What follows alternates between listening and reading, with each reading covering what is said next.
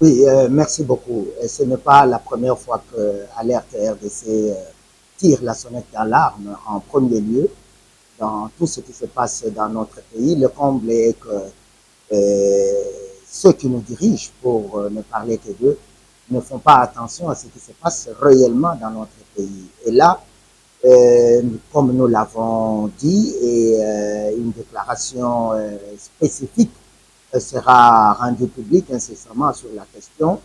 Et nous avons relevé que cette, cette déclaration est totalement en défaveur des intérêts de la RDC. Et c'est pour ça que nous avons tiré cette sonnette d'alarme en invitant les uns les autres, et là je parle en interne d'abord, à pouvoir y mettre une attention très particulière, parce que le problème qui nous a conduit à ce que nous vivons aujourd'hui est principalement la signature des accords en désordre ou en cascade ou tout ce que vous voulez. Et on accuse ceux qui ont précédé le régime en place d'avoir signé des accords, et ceux qui sont en place sont eux-mêmes accusés de signer des accords sans suivre les procédures requises. Et là, nous assistons à ce que nous considérons comme une honte, comme un drame pour l'avenir de notre pays, cet accord qui est en gestation, mais dont les principes ont été édictés dans la déclaration de principes. Parce qu'il faut comprendre ce que c'est une déclaration de principes dans l'entendement surtout de ce qu'on appellerait médiateur ou médiateur partie prenante, parce que les États-Unis sont en même temps médiateurs, mais aussi partie prenante. Et parce qu'ils vont y tirer un avantage pas le moindre. Et donc, nous sommes très inquiets et nous continuons à demander à la population congolaise de demeurer vigilants et à tous ceux qui peuvent influencer dans notre pays, et de ne pas se laisser faire, et de dire à ceux qui nous dirigent qu'en dépit de ce que nous leur avons donné mandat de conduire les affaires dans notre pays, ce pays ne leur appartient pas à eux seuls.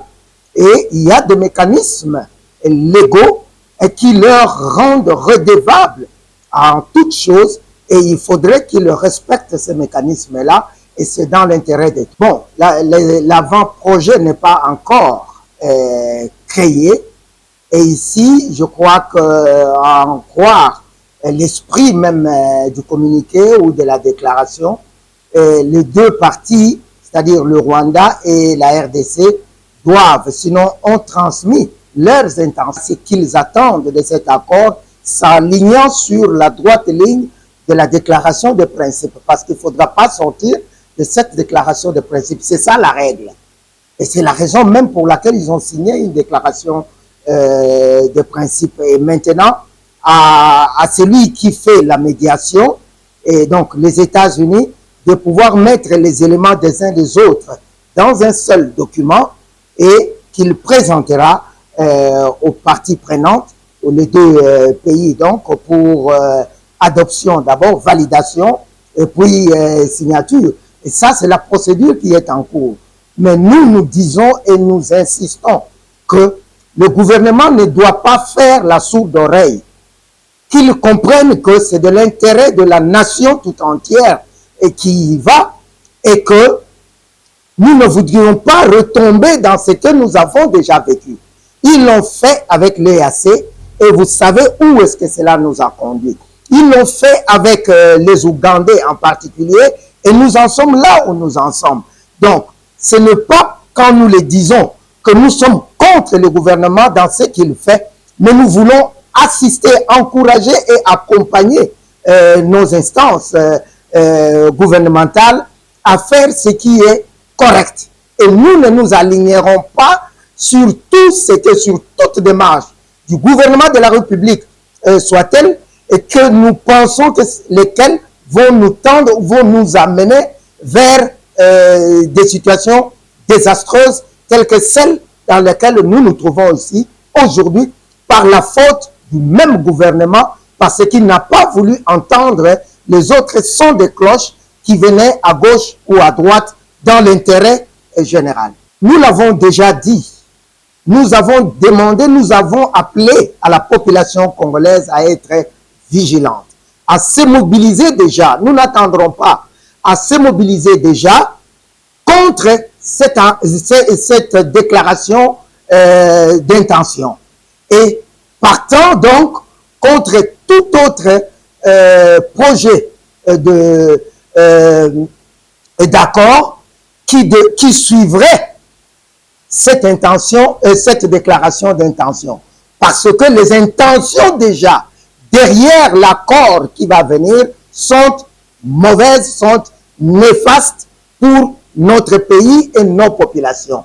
Donc, que tout le monde se mette en état d'alerte pour comprendre que ce qui se fait, ce qui se trame entre le gouvernement de Kinshasa, de Kigali et de Washington n'est pas dans l'intérêt de la République démocratique du Congo. N'en déplaise ce qu'on nous dit, mais nous savons que c'est contre nos intérêts et nous devons nous lever pour barrer la route à tout ce qui va contre nos intérêts. Donc, qu'on nous fasse comprendre la quintessence de l'accord.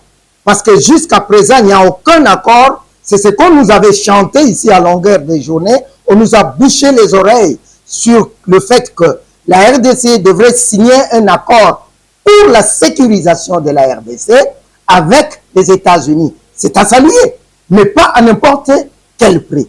Mais du coup, brusquement, nous avons vu qu'au lieu que la RDC signe un accord direct avec les États-Unis, comme les États-Unis l'ont fait avec l'Ukraine, un accord pour la sécurité de l'Ukraine, mais ici, on voit qu'on met une troisième partie qui est le Rwanda. Et il n'y a pas encore le moindre accord, en tout cas, à ce que nous comprenions sur cette voie-là.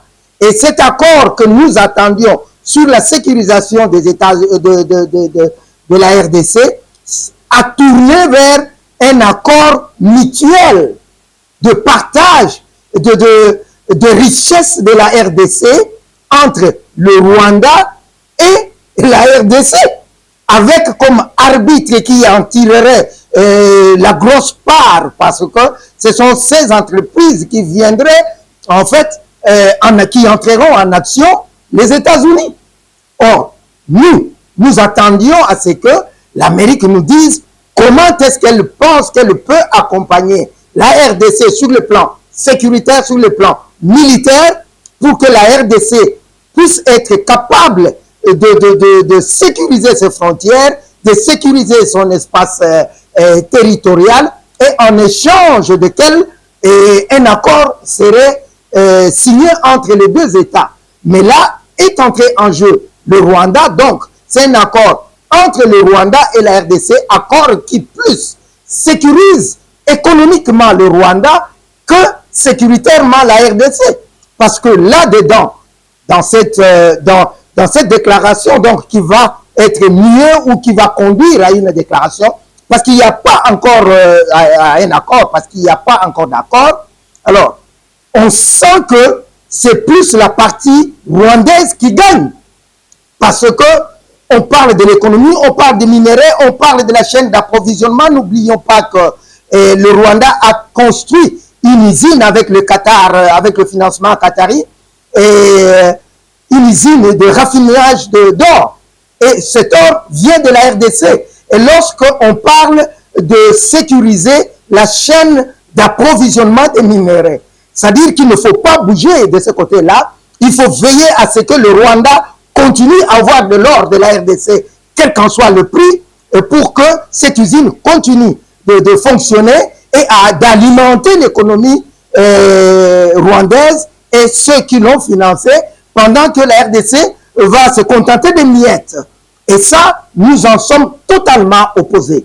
Et d'autre part, on parle de la chaîne de valeur. Mais qu'est-ce que le Rwanda vient faire dans la chaîne d'approvisionnement de nos minéraux, dans la chaîne de valeur de nos minéraux, de la production donc du gisement vers jusqu'à la production de la matière finie, donc le métal fini. Qu'est-ce que le Rwanda vient faire dans une matière qui ne lui concerne ni de près ni de loin? Donc, cette déclaration d'intention est une vaste escroquerie contre le peuple congolais, contre les intérêts de la RDC, et donc il faut repenser cette soi-disant accord entre la RDC et les États-Unis, parce que jusque-là, ça n'existe pas, et il n'y a pas le moindre signe que il va y avoir quelque chose dans ce sens-là, sinon que protéger, sinon défendre le Rwanda au détriment de la RDC. Nous ne sommes pas contre le Rwanda. Nous ne sommes pas contre que, entre voisins, qu'il y ait des ententes mutuelles. Mais aujourd'hui, le Rwanda est un État agresseur du nôtre. Le Rwanda endeuille notre pays. Et il est aberrant que l'on ne parle nulle part de la cessation des hostilités causées par le Rwanda, du retrait de forces rwandaises de notre pays, mais on ne parle que des intérêts économiques du Rwanda. Et ça, c'est une aberration que aucun Congolais digne de ce nom, patriote de surcroît, ne peut l'accepter.